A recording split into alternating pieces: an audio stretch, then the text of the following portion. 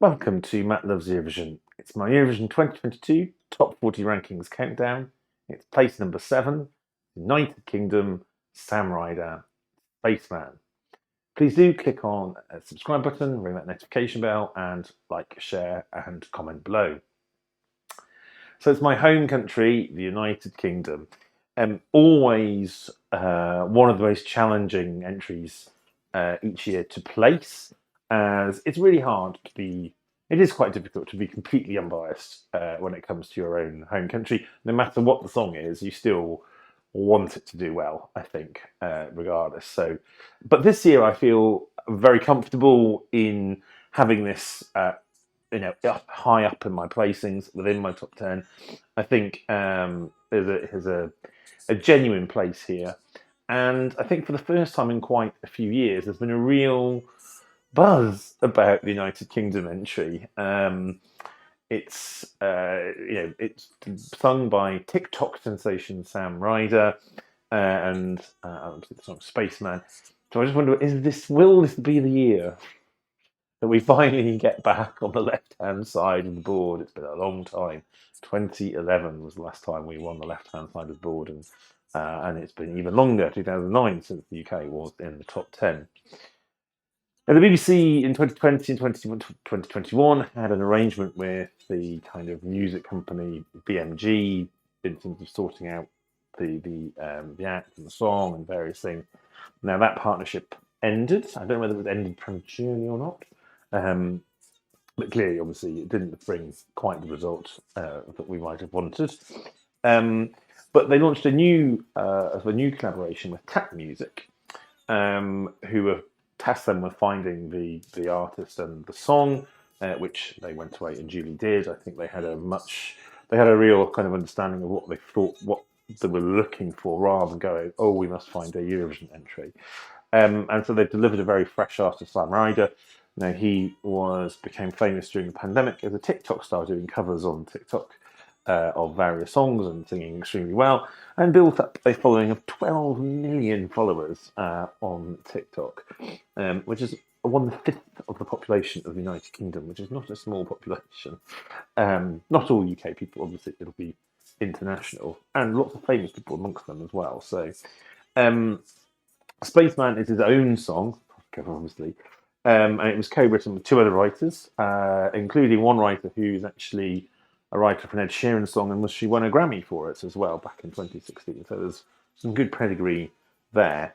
And very unusually, this was released, but this was released, played as a track of the week on various BBC radio before it was announced that it was a Eurovision entry. It's a new tactic the BBC have sort of tried this year, sort of launching it beforehand. So again, it's playing into that this is just a really good song, but going to be the Eurovision entry rather than let's try and cobble together what we think makes a good Eurovision entry.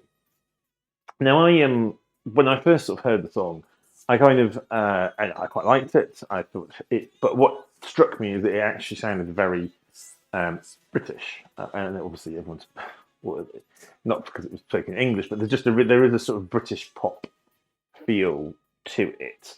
Something that I think we missed out on previous entries, because the focus, as I say, goes on being a Eurovision song rather than going what's authentic to kind of our, the very rich musical heritage within the UK, and what's fresh and different sort of influences. So I think we've got that this year. He's a really, really strong vocalist, probably one of the strongest vocalists in the contest this year, I think. And with the catchy hooks, it sort of added up to something that I thought that was positive on first impressions, even if it wasn't super kind of daring. But what's really, really surprised and delighted me is kind of reaction to the song, both within the UK, but more specifically kind of broadly amongst the international sort of fandom as well. It's been really getting some traction outside of the Eurovision bubble, and with all these people across Europe. People seem to have really responded both to the song and also to Sam himself, who is just so ebullient and engaging and enthusiastic.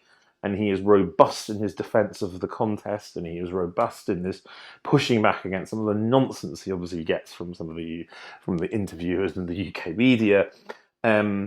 It's also been a huge help that he has had the backing of his label in doing a promotional tour of Europe. He has been around all sorts of places. He's been to all most of the pre-parties. He's done busket, live, just sort of live events on street corners or in parks in some of these cities. He's the first UK Eurovision act to go to Serbia before the contest, for example. So yes, and that's the biggest promotion UK has done since 2009 when Jade Ewan was the entry. Now, I'm not saying that this means that that UK is suddenly going to win, but I think there's a real good chance of a good result coming this year. Finally, juries, I hope, will be impressed by the strength of his vocal, and it is a challenging song, and there's elements of it. I know one of my friends says there is a risk with the spaceman bit, which you can't use the full power of it, and that won't sound good. I'm not. But we'll see what happens, because I'm sure they will work it so that it is impressive. But the public vote might be a bit more challenging in that, there's a lot of very public televote friendly songs. Will it be in enough people's number ones? But I think various people have said that there's a lot of people have said, oh, it reminds them of Elton, sort of an Elton John song. There's other people who said it reminds them of a Freddie Mercury vocal. And those are some really, really strong references and comparisons. And people really like these things. And I think that, again, that coming back to that, this sounds like a British pop song. And a lot of people like that sort of music. It could give us a decent public televote. Who knows? It's very difficult to gauge these things. But, I think, and obviously he's got a huge following as well. I don't think that sort of helps. So, as long as we don't mess up the staging, and at the time I'm recording this, the UK has not done its first rehearsal. We only knew rumours, so who knows how that will go. I just hope whatever it doesn't set it back. I'm keeping my fingers crossed on that. But however it goes, I think Sam has already won a lot of people round, and well beyond his TikTok following. And there's just a real feeling, hopefully it's false hope, that the UK has finally turned that corner in its approach to Eurovision. It's not all about going, oh, we must win every single time, but it's just that approach and the process. And Sam and the entire team have done a really good job. There's been some really encouraging results from fan polls and jury polls that have been taking place. They can be false flags though, because I know Malta did very well last year and then flopped with the.